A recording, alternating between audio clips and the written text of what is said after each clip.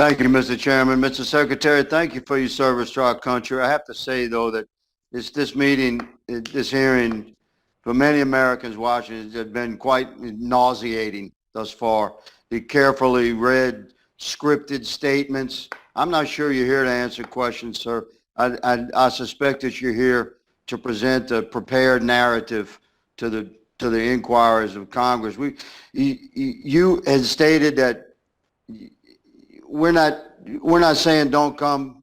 We're saying don't come now. I can tell you, my sources tell me they're coming now, and they're coming through the year. You look at it, the cartels have 2 million in the pipeline. We're absolutely looking at a 20-year high for illegal crossings at our southern border. Well, my colleagues across the aisle, not even mentioning the cartels. America's watching this. For God's sakes, we're going to blame President Trump? You mentioned a 2019 surge. Yeah, we had a surge in 2019 because the cartels were paying attention to the election cycle in 2018 when the Democrats took the majority. We had to use every available legal power to reestablish control in 2019. We did. We had this thing down to a manageable threat. What happened? We have a 2021 surge. Why? Let me just put it out there. What happened between the control that we had and what we have now? You had the election in November of 2020, and President Biden was inaugurated on January the 20th. Americans know, they get it. The cartels are paying attention. They've loaded up their pipeline. We got 2 million illegal immigrants headed our way, and I don't believe you have a plan to deal with it. And let me say regarding FEMA, if there's not a crisis or a humanitarian disaster at the southern border, then may I please suggest we take our FEMA disaster response teams deployed there and send them somewhere where they're needed, like my district in southwest Louisiana, where there's still hurricane victims waiting on temporary housing. Let me ask you a question that perhaps you can answer, Mr. Secretary. Do you agree that the world is currently experiencing a pandemic? And does the world include nations such as Mexico, Guatemala, Honduras, El Salvador, Colombia, Venezuela, Panama, Cuba, China, Iran? Is the world experiencing a pandemic?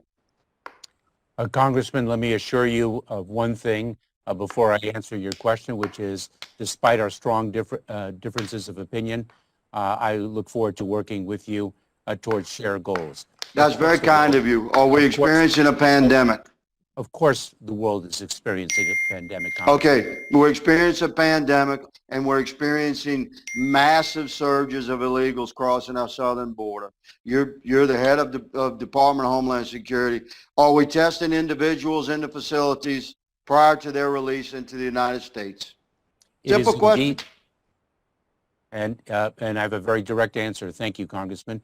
It is indeed our policy to test individuals before releasing them, and we have, are we testing them before or after their process? We have a process set up to do so. And if you'd like, I can explain that process. It has 4 parts. No, what I'd like you to do is just tell us. I have several questions. Are we testing these illegal immigrants that are being released into our nation? Are we testing them before or after their process? You said they're being tested, that you have a plan in place. We most certainly do. There are 4 ways in which we accomplish the testing. Okay, you're welcome to submit that in writing. I'm reclaiming my time. To me, I think the American people are witnessing a question dodged. The bottom line is illegal immigrants are being processed at the border and released into our nation that have either not been tested or tested positive for COVID. I don't think I'm going to get a straight answer from you. And I have another simple question. Do you believe that the policies initiated by President Biden since his inauguration have impacted the issues on the southern border and increased illegal crossing?